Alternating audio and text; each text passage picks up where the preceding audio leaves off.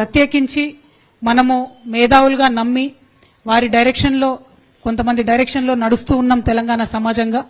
నేను ఈ కమిటీకి ముందుకొచ్చినటువంటి వారందరినీ అభినందిస్తూనే ప్రొఫెసర్ కోదండరామ్ గారు కావచ్చు, ఆకునూరి మురళి లాంటి వాళ్ళు కావచ్చు, అట్లానే ప్రొఫెసర్ హరగోపాల్ గారు లాంటి వాళ్ళు కావచ్చు, వారందరినీ కూడా నేను ఓపెన్గా ఇన్వైట్ చేస్తా ఉన్నా.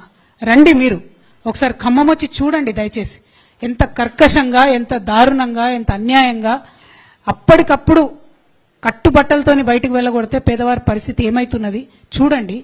చూసి ప్రభుత్వానికి మీరు కూడా సలహాలు సూచనలు ఇవ్వండి. నేను డాక్టర్ విశారదన్ గారు పోతే మమ్మల్ని అరెస్ట్ చేసి జైళ్లలో పెడుతున్నారు.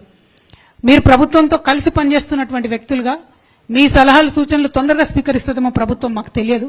కానీ మీరు ఇది కరెక్ట్ సమయం, సందర్భం, పేదల పక్షాన నిలబడాల్సినటువంటి సందర్భం. ఒక మేధావి మౌనం సమాజానికి చాలా నష్టం చేస్తుందని చెప్తారు. మౌనం పాటించకండి దయచేసి. ప్రొఫెసర్ కోదండరామ్ గారైనా, ఆకునూరు మురళి గారైనా, ప్రొఫెసర్ హరగోపాల్ గారైనా, మీరంతా ఇది కరెక్ట్ సందర్భం. ఖమ్మం ప్రజల్ని, వారి కష్టాలని గమనించవలసిందిగా నేను కోరుతున్నాను.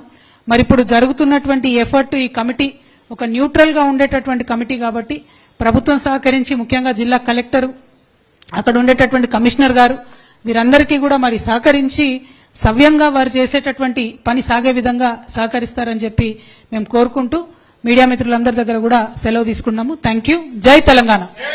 Please subscribe .news.